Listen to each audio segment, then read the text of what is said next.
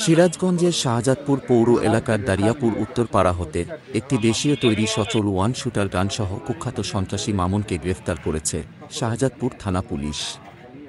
গোপন সংবাদের ভিত্তিতে জানতে পারেন যে শাহজাদপুর থানা এলাকাসহ বিভিন্ন থানায় চুরি, ডাকাতি, মাদক, অস্ত্রসহ একাধিক মামলার আসামি মোহাম্মদ মামুন প্রামাণিক শাহজাদপুর পৌর এলাকার দারিয়াপুর উত্তরপাড়ায় অস্ত্রসহ অবস্থান করছে।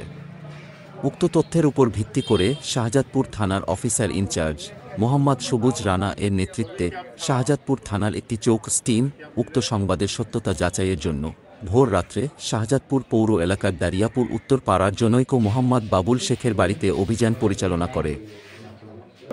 আপনারা জানেন, রাজশাহী রেঞ্জ ডিজি কর্তৃক বিশেষ অভিযান পরিচালনা হচ্ছে মাদক উদ্ধার, অবৈধ অস্ত্র এবং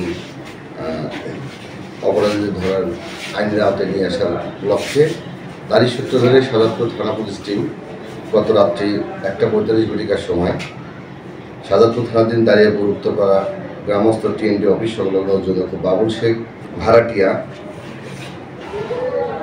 মোহাম্মদ মামুন প্রামাণিক অবৈধ অস্ত্রসহ তার শয়নকক্ষে অবস্থান করেছে বলে গোপন সংবাদের ভিত্তিতে আমরা ওখানে অভিযান পরিচালনা করি।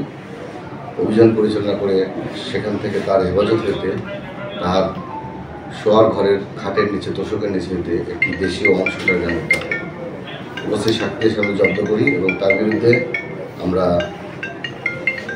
অস্ত্র আইনে মামলা রুজু করি। পুলিশের উপস্থিতি টের পেয়ে ভাড়াটিয়া একাধিক মামলার আসামি মোহাম্মদ মামুন প্রামাণিক কৌশলে পালানোর চেষ্টা করে।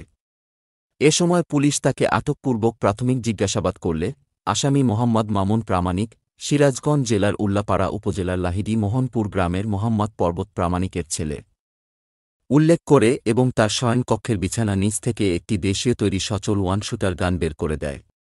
পরে অস্ত্রসহ গ্রেফতার করে অবৈধ আগ্নেয়াস্ত্র রাখার অপরাধে পুলিশ তার বিরুদ্ধে মামলা দায়ের করেন।